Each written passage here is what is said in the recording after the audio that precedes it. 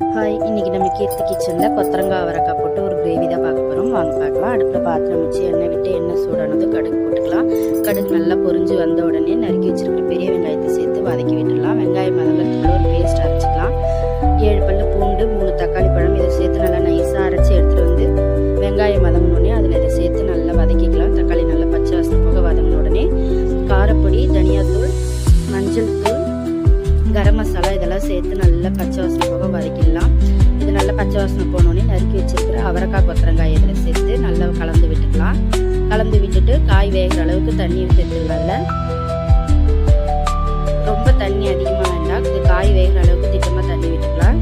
தண்ணி விட்டுட்டு இதில் தேவையான அளவு உப்பையும் சேர்த்து நல்லா கொதிக்கட்டும். காய் நல்லா வெந்து வரணும்.